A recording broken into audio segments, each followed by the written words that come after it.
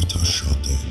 մարդիկ հավաքվել են տեսնելու մասնակից թիմերի սուպեր ուժերը, և ես նույնպես այնտեղ եմ։ Սա դիտարժան շոու է լինելու, ինձ ազդանշան են տվել։ Սա ամենևին էլ Բեթմենի հերթական ֆիլմի նկարահանման տաղավարը չէ, այլ Curiosity Fest 2025-ի EVP շոուն է, որի բացումը հաղորդավարը ազդարարեց ահա այսպես. EVP շոուին մասնակցում էին ամենահամարձակ ընկերությունները, բեմում ցուցադրելով իրենց առավելությունները։ Այս տարի շոուի խորագիրն էր թիմի սուպերուժը։ Թիմերը տարբեր ձևաչափերով ցույց էին տալիս, թե ինչու պետք է ընտրել հենց իրենց, ինչ արժեք են ստեղծում և ինչ կորպորատիվ մշակույթ ունեն։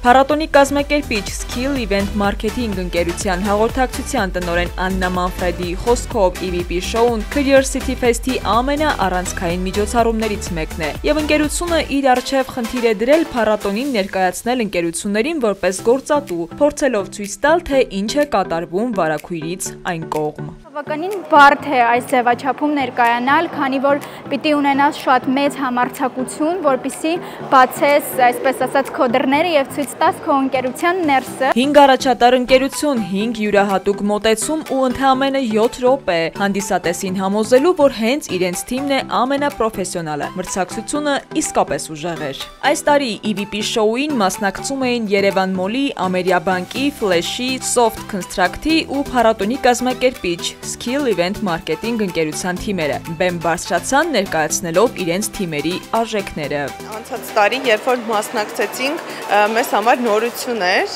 որովհետև երբևէ նման ֆորմատով միջոցառումների չէինք մասնակցել, բայց ոգևորությունը եւ ֆիդբեքերը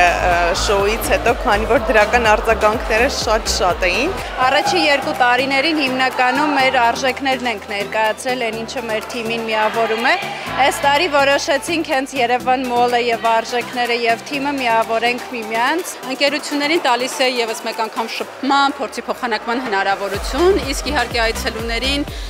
եւ ծանոթանալ աշխատաշուկային եւ աշխատաշուկայի տենդենսներին։ EVP շոու դիտողներն ու Curiosity Fest 2025-ի այցելուները հնարավորություն ունեցան քվեարկելու իրենց տպավորած ընկերության օգտին։ Իսկ շոուի ավարտին տեղի ունեցավ խաղարկություն, գլխավոր մրցանակը շահեց Մանե Փիլիպոսյանը։ 2 անձի համար երրորդյա ուղևորություն դեպի Աբու Դաբի։ Խաղարկվեցին նաև PlayStation 5 և Dyson վարսահարդարիչ։